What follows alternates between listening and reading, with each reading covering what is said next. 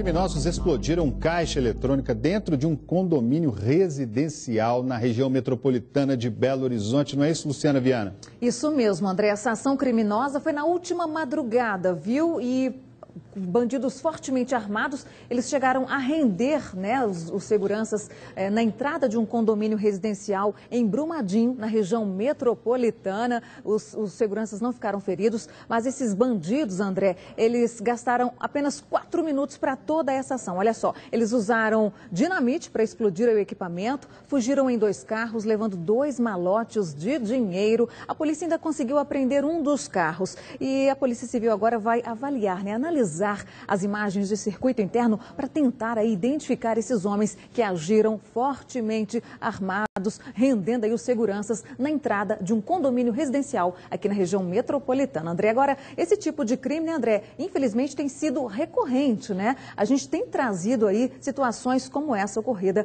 em Brumadinho. Com toda certeza, toda semana a gente tem aqui um caso parecido com esse, mais uma vez.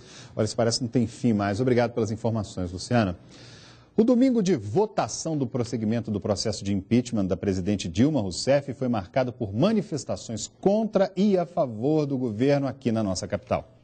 No fim da manhã, cerca de 2.000 manifestantes a favor do governo se concentraram na Praça Raul Soares, ponto tradicional no centro da capital mineira. Integrantes de movimentos sociais e de 57 blocos de carnaval participaram do protesto.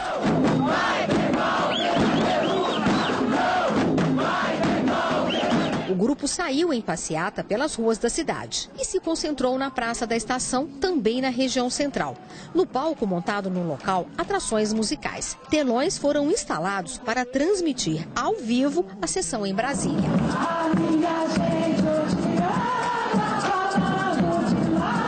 No início da tarde, a Praça da Liberdade, na região sul de Belo Horizonte, foi ocupada por manifestantes contrários ao governo. Esta família trouxe inclusive o bebê. É o futuro dele, é a vida dele.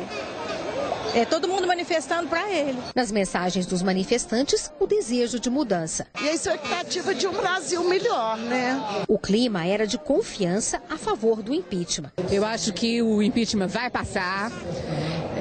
Os brasileiros estão tomando consciência, os deputados sabem que eles precisam ouvir o povo. E teve até panelaço. Vinha disposto a exercer a cidadania, Wilson. Esse país precisa dar um jeito de consertar. E antes da sessão começar no Congresso, pausa para o hino nacional. Uma bandeira do Brasil foi aberta no meio da praça e virou atração. Telões foram instalados em 4 pontos aqui da praça para que os manifestantes pudessem acompanhar a sessão no Congresso.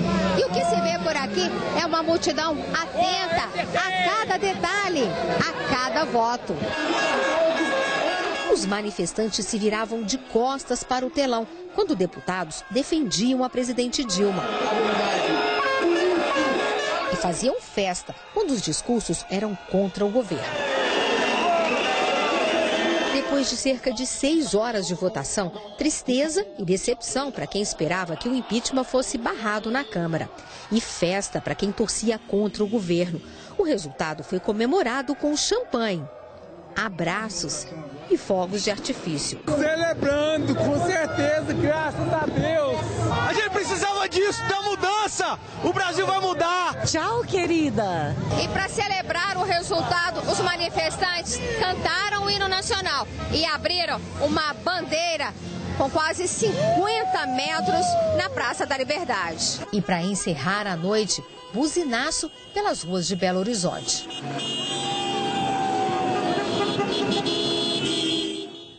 Olha, o assunto continuou a repercutir hoje aqui em Belo Horizonte. Nas ruas, a sensação de alegria e decepção de diversos eleitores que acompanharam a votação do Congresso ontem. Pela manhã, nas ruas da capital, era possível perceber uma mistura de sentimentos. Eu acho que ela revela a vontade das ruas mesmo. Não há discussão acerca da legitimidade do processo. Ela é uma consequência natural. A presidente ela foi eleita com 54 milhões de votos. Não há crime de responsabilidade, na minha opinião.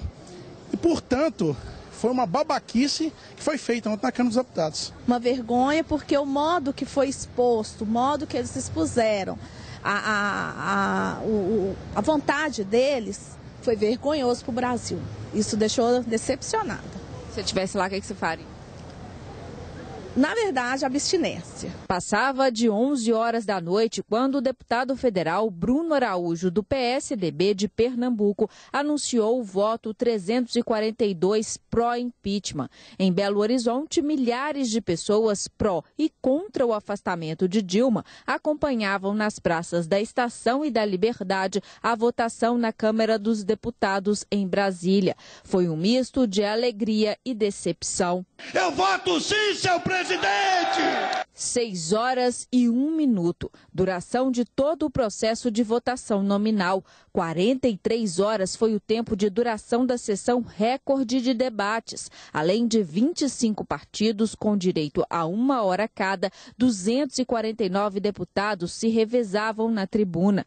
Dos deputados mineiros, 41 votaram a favor do impeachment e 12 foram contra. Na manhã desta segunda-feira, a votação dividia as opiniões na Assembleia Legislativa. A população está vendo o seguinte, que estão tirando uma presidenta honesta, proba, para colocar no lugar um presidente do PMDB que está envolvido na Lava Jato até o pescoço e um corrupto notório como vice-presidente, que é o Eduardo Cunha. Isso a população está percebendo.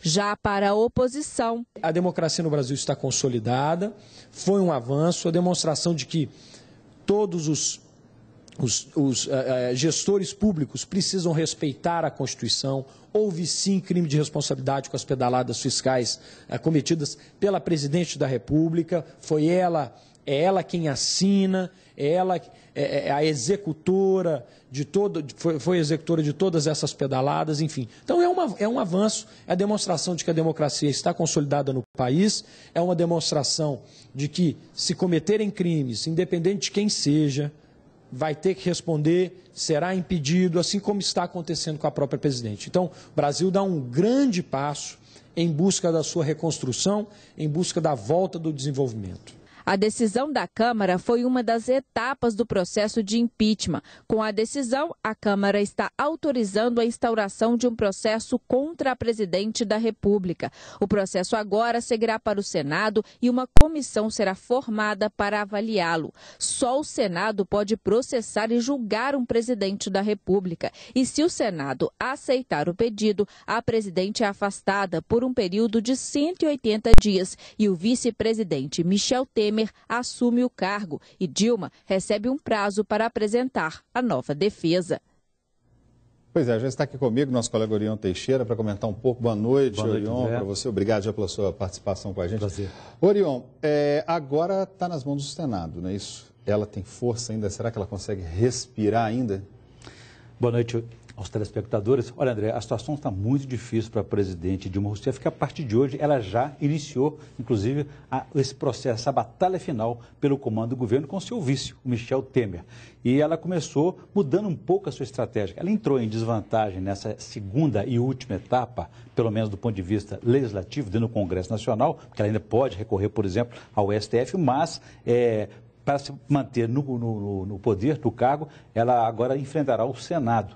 Então, ela já entra em desvantagem após essa derrota de ontem. E ela já começou a mudar a estratégia. Em vez daquele discurso mais, assim, digamos, pro ataque, ela deixou o ataque, buscou um discurso mais sereno, mais equilibrado e tentando conversar, fazer interlocução. Mas sem perder a contundência, ela acusou novamente que está sendo vítima de um golpe de Estado. Então, a partir de agora, o Senado, que já recebeu hoje, desde a tarde de hoje, o processo de abertura do impeachment, Renan Calheiros, o presidente do Senado, recebeu do presidente da Câmara e vai colocar nos próximos dias, formar comissão para depois avaliar, talvez até para a primeira semana de maio, se aceita ou não o processo dentro do Senado pela votação mínima do placar mínimo de 41 senadores. Quer dizer, a situação é muito complicada. Inclusive, a gente tem as imagens aqui dos deputados mineiros que votaram contra e votaram a favor. Temos os nomes ali, não dá para ler todos os nomes ali, Orion, né?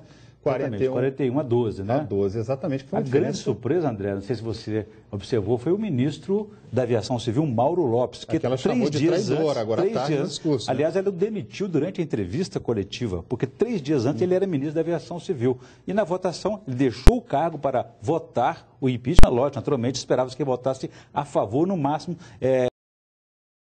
optasse pela abstenção. No entanto, o que ele fez? Ele votou contra a presidente Dilma Rousseff e ela chegou a demiti-la agora durante a entrevista coletiva que ela concedeu nessa reabertura do processo aí da batalha final pelo cargo dela. Orion chamou de traidor, inclusive, lá também. Orion, muito obrigado pela sua presença com a gente aqui. Prazer. Você de casa, muito boa noite. Você fica agora com o Jornal da Band, as notícias do Brasil e do mundo e toda a repercussão da votação em Brasília. Boa noite, a gente volta amanhã às 10 para 7.